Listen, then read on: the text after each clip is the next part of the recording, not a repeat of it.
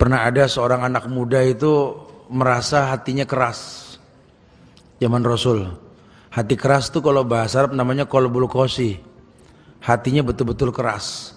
Hati yang keras itu bukan punya kemampuan, kekuatan khusus gitu, tidak. Tapi hati yang keras di sini tidak gampang melakukan kebaikan. Padahal Allah telah mudahkan kebaikan dalam kehidupannya. Cuma karena memang qalbul qasi, hatinya keras, susah untuk menerima kebenaran.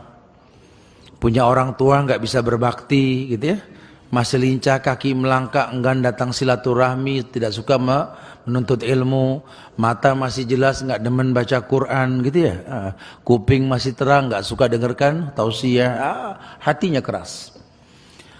Ini pernah ada kasus begini zaman Rasul. Maka pemuda tersebut berinisiatif ingin datang ke Rasul untuk bertanya permasalahan hatinya yang keras ini.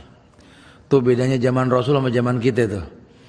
Kalau zaman Rasul, anak muda nih dia kaji diri, kalau hatinya keras nggak gampang berbuat baik, buru-buru datang ke Rasul.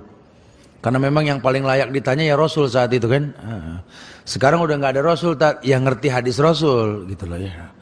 Ini hati keras, gampang sumpek, entar bete, galau dan lain sebagainya, kelihatan dari gonta-ganti status gitu ya. Aduh, bukan datang ke orang soleh malah nanya gunting pita mall baru di mana gitu. Jangan, harusnya jangan.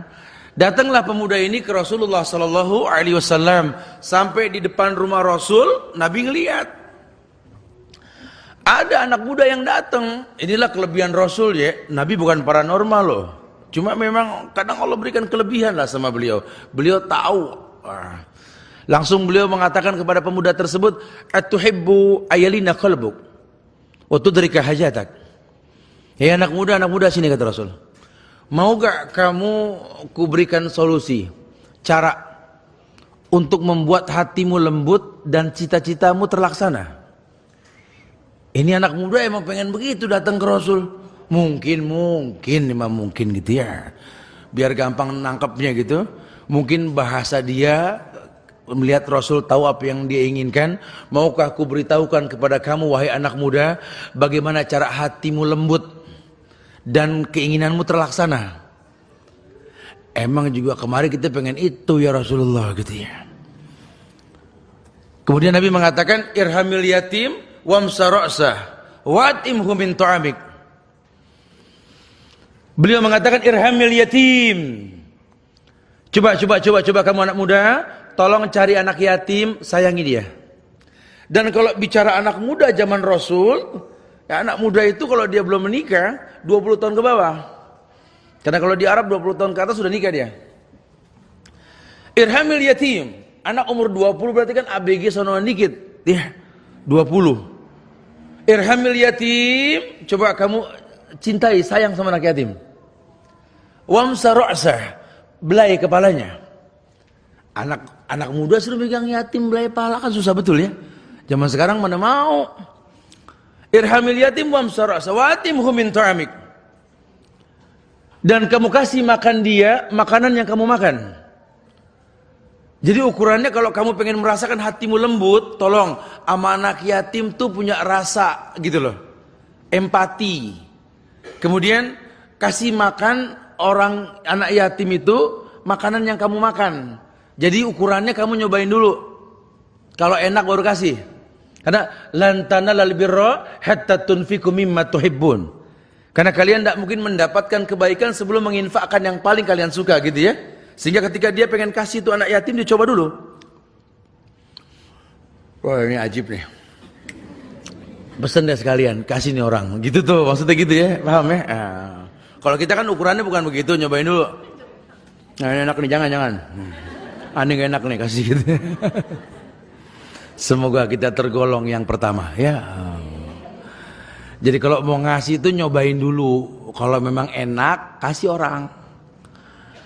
Ini dia aja nggak demen ngasih orang. Anak nggak suka nih, kasih deh. Orang nanya rasanya apa?